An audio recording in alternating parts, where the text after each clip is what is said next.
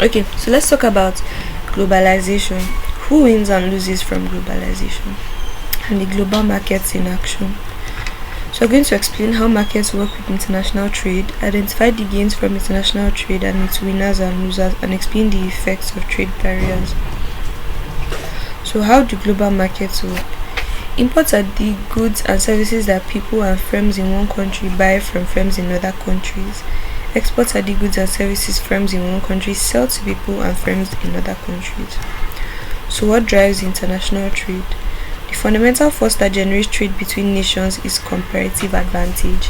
So, the basis for comparative advantage is divergent opportunity cost between countries. National comparative advantage is the ability of a nation to perform an activity or produce a good or service that at a lower cost than another nation.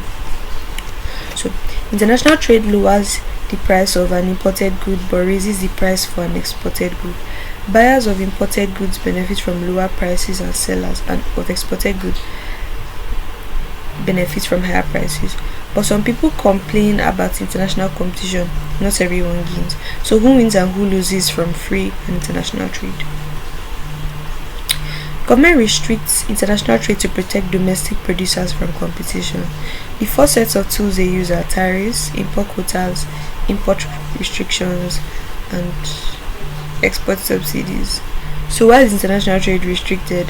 The key reason why international trade restrictions are popular in the US and most developed countries is an activity called rent-seeking.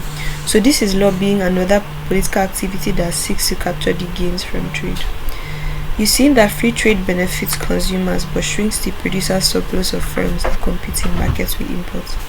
So those who gain from free trade are the millions of consumers of low-cost imports, but the benefits per individual consumer is small. Those who are producers of import competing items. Those who lose are the producers of import competing items compared to the millions of consumers that are only a few thousand producers. So I on globalization, who wins and who loses from globalization?